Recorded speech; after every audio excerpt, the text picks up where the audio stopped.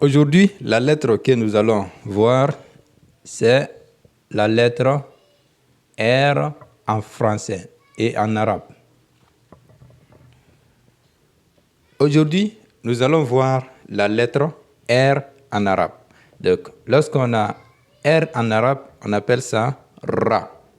Donc, c'est la lettre Ra que nous allons voir. Donc, voyons d'abord comment on écrit la lettre. L'orthographe de la lettre est comme ça. Voilà. Ça ressemble un peu à un arc.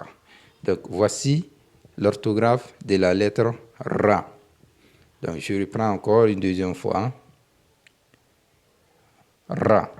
Donc, c'est ça, la lettre Ra.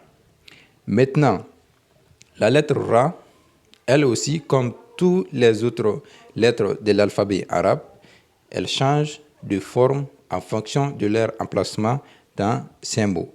Mais la lettre Ra, il n'y a pas trop de changements. Donc, vous allez voir, c'est à peu près les mêmes choses. Donc, quel que soit son emplacement dans un mot, mais seulement, il y aura un moment qu'il sera collé et la lettre Ra sera collée à une autre lettre, mais il y a des moments aussi, elle est isolée.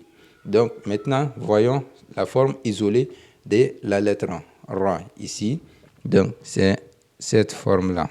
OK, simplement. Donc, c'est ça, sa forme isolée. Donc, comme ici, dans ce mot Jarun, qui signifie tout simplement voisin. Jarun. Ça, c'est sa forme isolée. Elle n'est pas collée à la lettre Ja ici. Maintenant, sa forme initiale, lorsque le mot commence par la lettre Ra. Donc, c'est au début du mot. Donc, c'est toujours la même forme que la forme isolée. Donc, puisqu'il n'y a pas d'autres lettres avant la lettre Ra, voilà pourquoi elle est isolée. Ensuite, sa forme médiane, lorsque la lettre Ra se trouve au milieu de deux lettres. Donc, comme ici, on a kharaja, kharaja qui signifie sortir. Donc, on a kha avec ra qui sont collés. Donc, la lettre kha est une lettre qu'on peut coller une autre lettre. Donc, la forme initiale de la lettre kha, c'est celle-là. Mais comme on doit coller une lettre dont la partie inférieure est supprimée, donc on colle ra. Et voilà pourquoi vous voyez kharaja comme ça. Donc ça, c'est la forme de kharaja. Ici, on a la forme médiane de la lettre Ra. Donc d'abord, tiret de liaison, ensuite Ra. Donc c'est ça la forme médiane. Maintenant, enfin, lorsque Ra se trouve à la fin d'un mot, comme ici on a Zakara. Zakara, qui veut dire évoquer. Voilà, donc ici, c'est à peu près la même forme que la forme médiane. Donc, on aura ça comme ça. Voilà, à la fin du mot.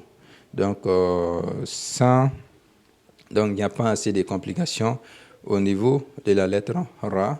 Donc, on voit que c'est à peu près la même chose, mais seulement au niveau de la forme médiane et au niveau de la forme finale, on voit les tirets de liaison. Donc, j'avais expliqué la lettre Ra, il y a une règle, je reviens là-dessus. Voilà, donc ici, lorsqu'on a la lettre Ra et qu'il y a une lettre avant la lettre Ra, telle que Ma, donc on peut coller Ra à Ma avec le tiret de liaison. Mais lorsqu'on a la lettre Ra, on a Ma ici, donc c'est impossible de coller Ma à Ra. Donc ça, c'est pas joli de voir. Donc c'est interdit de coller une autre lettre à la lettre Ra. Voilà pourquoi vous voyez la forme médiane. Donc ici, on n'a pas collé une autre lettre à Ra. Donc c'est la règle de l'écriture. Donc vous devrez comprendre ça comme ça. Une autre lettre ne doit jamais être collée à la lettre Ra. Mais on peut coller la lettre Ra à d'autres lettres. Donc, ce n'est pas seulement la lettre Ra. Il y a deux lettres que nous avons vues précédemment, à savoir la lettre Dal, comme ça. On a vu la lettre Da et la lettre Za.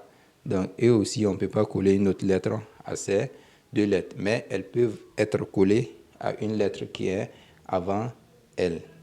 Donc c'est ça la règle qui s'applique à ces deux lettres et à la lettre Ra également. Donc il y aura une autre lettre qui va venir dans la prochaine vidéo, Inch'Allah. Et ici, je vais vous demander de liker la vidéo et de partager à vos amis. Et surtout, abonnez-vous pour continuer à apprendre. Et on se donne rendez-vous pour une nouvelle vidéo. Assalamu alaikum wa rahmatullahi ta'ala wa barakatuhu.